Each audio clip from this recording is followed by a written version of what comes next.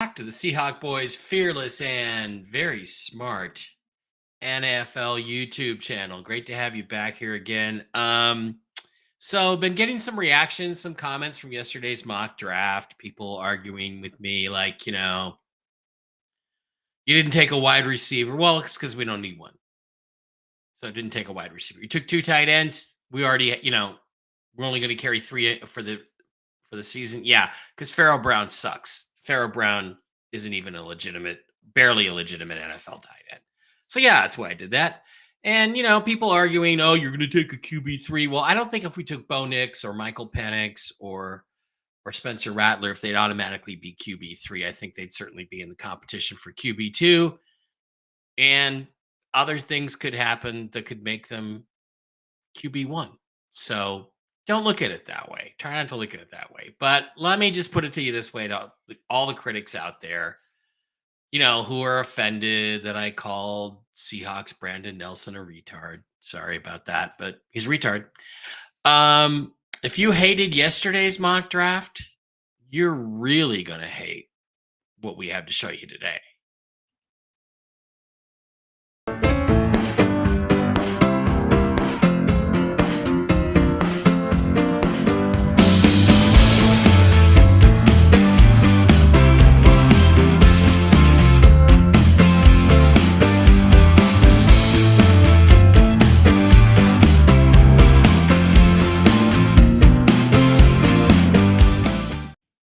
Okay, welcome back. It's great to have you guys here. There's a few of you out there, and I know I'm pissing some people off, and it's not really my intent. I mean, in a lot of my other interactions on social media, I like to piss people off, but I'm not here doing that. I'm here because I care about what happens to the Seattle Seahawks. I'm a Seahawks fan. I always have been. There's other things going on in the world. We're on the brink of World War III. We've mismanaged our economy. There's a lot of big things we could be talking about. But in between talking about those things on my other shows, I like to talk about football. And I care about the Seahawks. And I do feel like the current management of this organization has completely mismanaged this football team, especially the last couple of years. Pete and John, the clown show, was bad enough.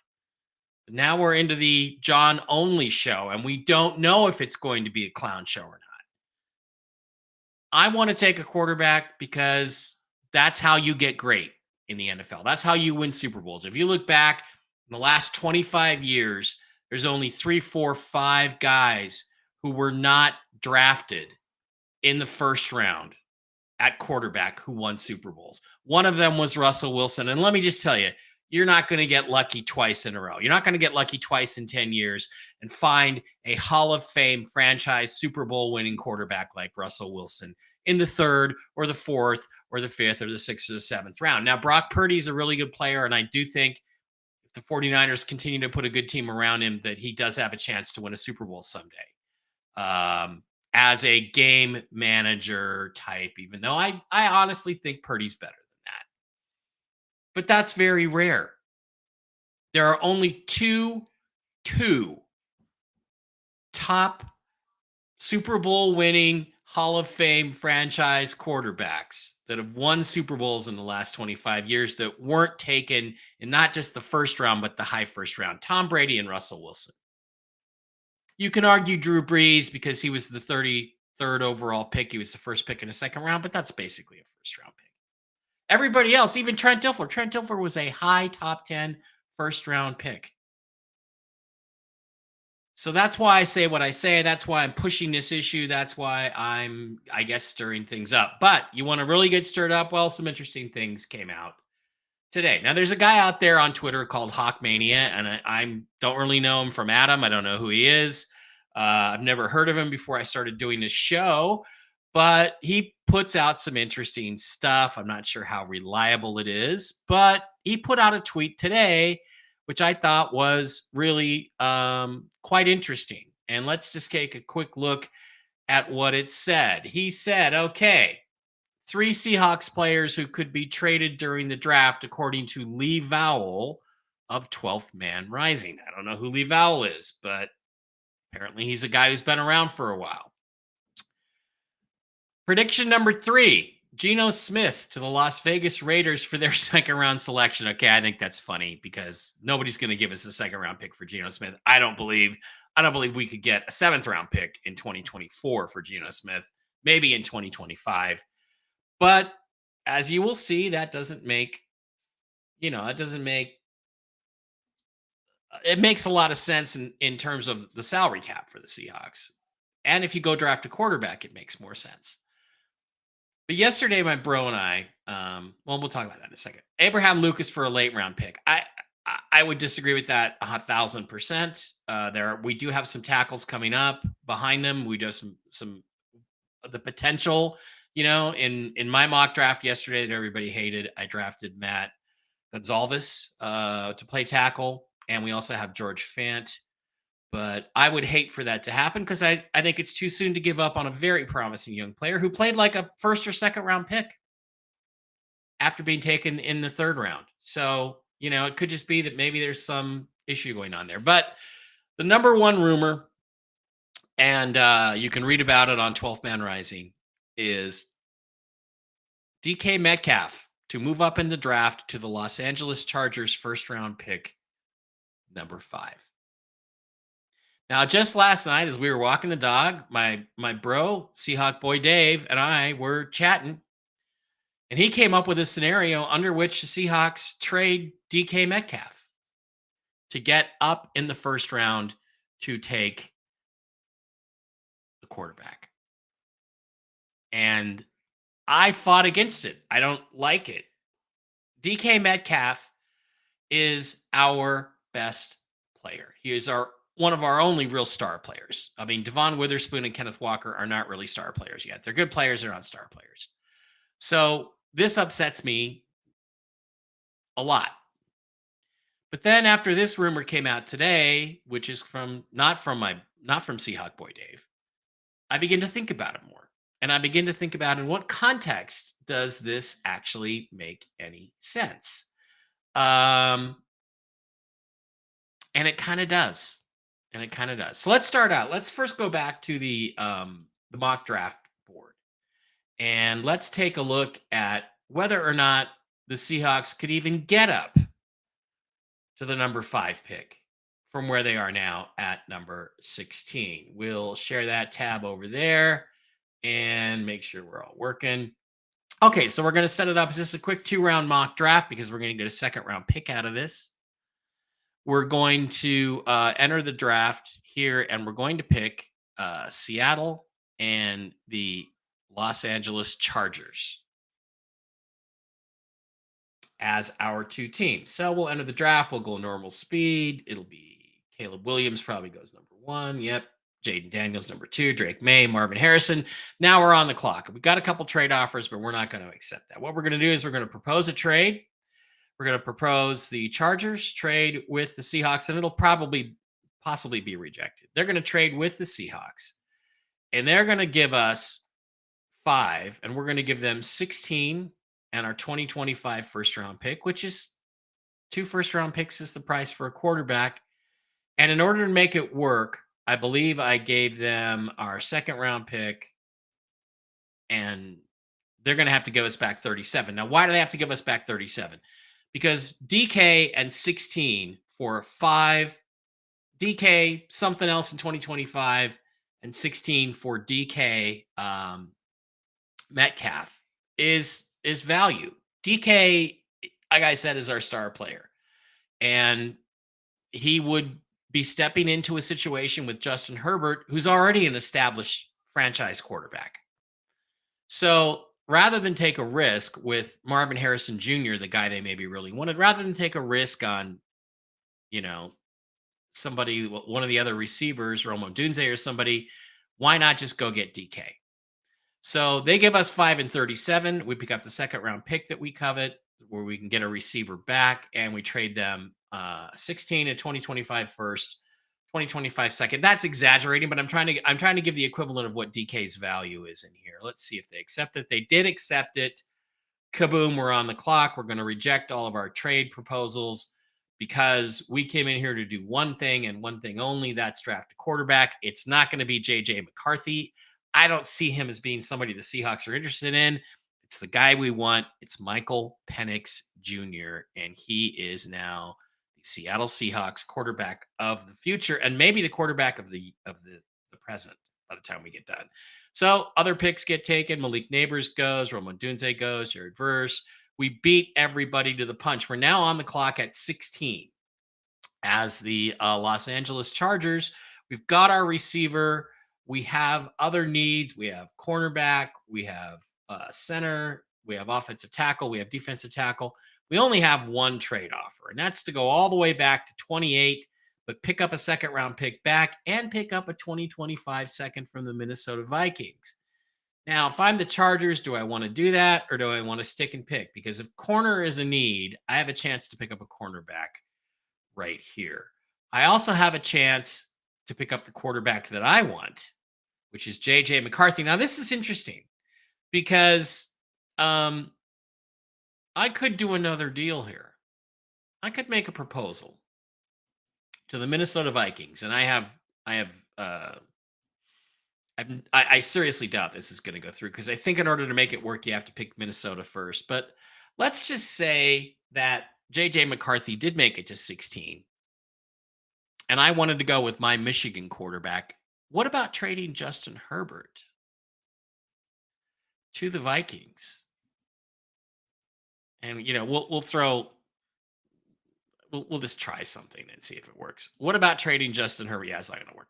What about trading Justin Herbert um, to the Vikings?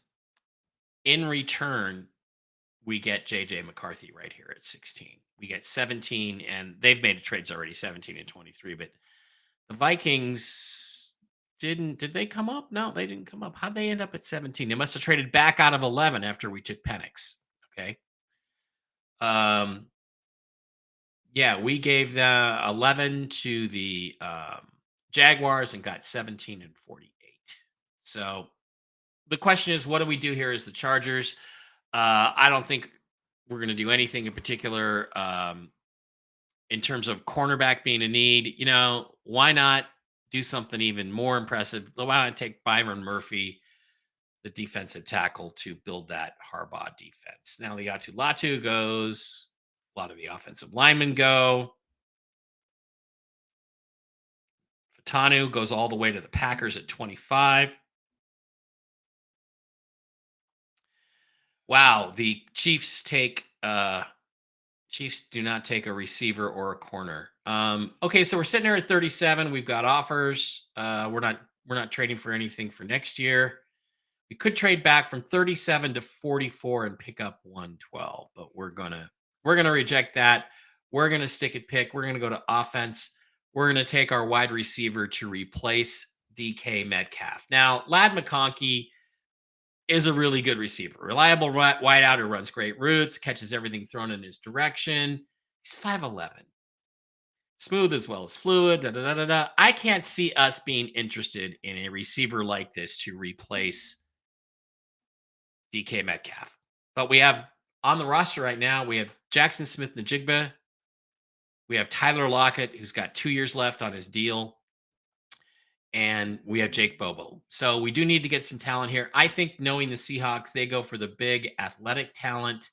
Devontae Walker is sitting there, 6'3", 192, athletic receiver who flashes big playability, uses his hands to separate, turns on his burst with a quick step and makes catch stride, runs outstanding routes.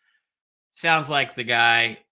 Just to do a little bit of due diligence. Johnny Wilson, massive college receiver whose best position at the next level is likely tight end. Probably not a good selection for us there. Jalen McMillan is still there. He's 6'1". Roman Wilson is still there. But if the draft falls this way, I think Devontae Walker is the pick for the Seahawks to replace DK Metcalf. So we've traded DK Metcalf in the 16th pick and maybe some other stuff to make the trade work. But we've got our quarterback of the future and we've got our replacement for DK. So as the rest of this draft plays out throughout the second round, a lot of players going. Wow, the Eagles took a safety. Wow. Jalen Polk goes. Andre Sweat goes. And so on and so forth. So here's what we got. We gave up DK Metcalf and we gave up some picks to the Chargers. They traded down. They ended up with Byron Murphy. We got Michael Penix Jr. and Devontae Walker, or one of the other receivers, to replace DK Metcalf. Now, what kind of sense does this make? Well, it makes a certain amount of sense because DK is a problem. Pete Carroll prided himself on dealing with problematic players, and he did I'd have to say, a pretty good job. Yeah, those I think those would be good moves for the Hawks. Franchise has gotten stale and needs to be shaken up. I agree. Um, Denise. You're not gonna let him trade Justin Herbert. That is a rumor that's floating around, though. There is a rumor floating around that um, Jim Harbaugh might trade Justin Herbert to the Vikings and take JJ McCarthy. That's the rumor. But DK's a problem. He's difficult to deal with. He gets penalties. He does stupid things on the field. We don't know how Mike McDonald is going to deal with that. He's not going to deal with it the way Pete Carroll did. He already took, thank God, the stupid basketball hoop out of the Seahawks meeting room. Thank fucking God. So a lot of the nonsense that was tolerated under the Pete Carroll regime is probably not going to be tolerated under Mike McDonald. We're going to be a more disciplined, better coached football team. The other thing to consider is you look at the Seahawks salary cap, and DK is actually taking up a pretty significant portion of that cap. When you consider his salary over the next couple of years. So he's our number 2 guy on the cap this year with a cap hit of 24.5 million. To this point, they've done nothing to reduce that. So Geno Smith also is up there as our top cap hit guy. So let's say we traded DK post 6-1. So if we do that, if we make this draft day trade and call it a pre 6-1 trade, we save 9.5 million under the cap. That brings us up to 11.3 million for this year. That almost covers our rookie pool. It's a pretty good chunk. If you look at 2025, it jumps us from $3 million in cap space. It jumps us to 32.492 million in cap space, 32.5. So it works under the cap if we trade away a super talented superstar problem child. Here's the thing, too. If we don't get a quarterback this year, our next quarterback, the one who's going to truly replace Russell Wilson, because Geno's just a bridge. Sam Howell will never be anything but a backup, and probably a bad one at that. Then DK is going to be 30 years old by the time whatever quarterback we might get next year or the year after is ready to go. So if you're looking at this rebuild, our second rebuild in 3 years, and you're saying to yourself, well, we can go get our quarterback, but we have to give up our number 1 asset, our best player, our best wide receiver, our most explosive, talented wide receiver. You're giving him up, but you're getting another receiver to replace him that can grow with your brand new quarterback.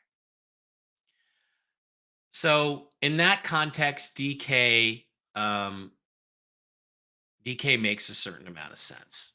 Trading DK makes a certain amount of sense. Am I against it? Yeah. Would I do it if this offer came up? I'd be tempted. And if my head coach was telling me, I don't want this guy on my team, I don't want to deal with him, he's a jerk, he's a problem, but Harbaugh does want to deal with him, great, you have him. And I'll take my 12 million in cap space. 11 million in cap space for this year, and geez, like 25 or 30 next year. So that brings us up to 11.3 million in cap space for 2024 and 32.5 million for 2025. So we created a lot of space. What about the other rumor? What about the Geno Smith rumor? Well, if we traded Geno pre-June 1st, we lose about 600,000 in cap space. So not much. Drops us down to 10,696,000. But look what it does to our 2025 cap. We go up to $71 million in cap space to spend on new players for this football team. Now, if we trade him post 6-1, we save quite a bit more this year, but less in 2025. So it actually would make more sense, according to Over the Cap, to trade him to the Raiders or whoever it is. So both those rumors make sense from this scenario. And then you got Gino off the team. You've got an experienced quarterback in Sam Howell fighting it out with Michael Penix Jr. to be the Seahawks starting quarterback. I honestly think it makes a little too much sense. It makes a little too much sense. Let's see. Seahawk boy, Dave. What about the Chargers cap hit? Well, they don't really have a cap hit because they're not trading a player. But let's go look at the Chargers and see if they could pull this deal off.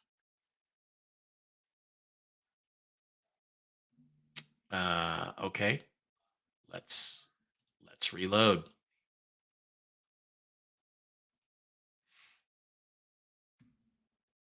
Wow, the Chargers do not appear to have it's not here to have a salary cap. I don't know. I can't check it, but we'll check that later at some point. They could restructure, renegotiate with DK Metcalf. The thing is, too, is you got to face the reality. The Seahawks are going to have to give DK a new deal, either this year or next year. Oh, looks like over the cap is down. Okay.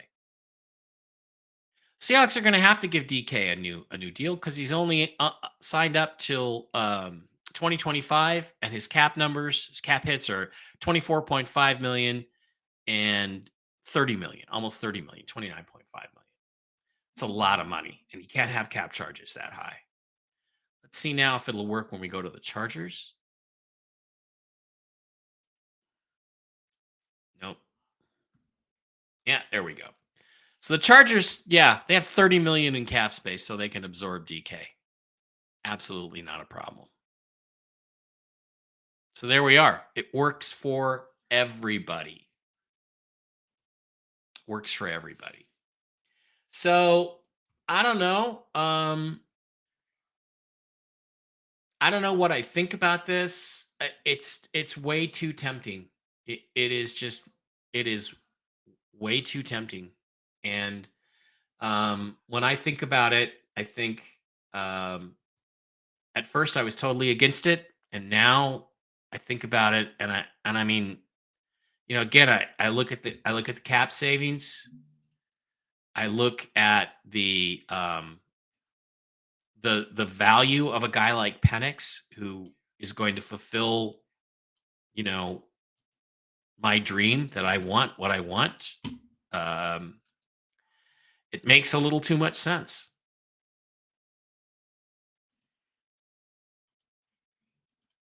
Let's trade Gino and trade DK. You lose your star player, but you get a young player back with that 37 pick, and you get your star quarterback. I don't know, guys. I'm pretty tempted. I'm pretty excited about that possibility. I would have to say, I think if that were on the table, I would take it. Well, I guess we're gonna find out if Hawksmania is really on to anything here. And again, I will put a link to the 12th Man Rising article in the description or in the comments. Players Seattle Seahawks could trade during draft season by Lee Vowell. Now, I don't know if this guy is any good. I don't know if he has any credibility. I'm just going to say it's out there. It's exactly what Dave Barra, Seahawk boy Dave, and I talked about last night. And it is pretty intriguing. It is pretty intriguing. Thanks for being here. I'll drop this into the comments, link to this into the comments, and I will see you again the next time I feel like doing something. 10 days left before the draft. We're going to find out. We're going to find out absolutely if John Schneider is still a clown or if he's learned from his past mistakes and he goes and gets a quarterback. But if this deal is on the table, I think I'm taking it. Thanks for being here.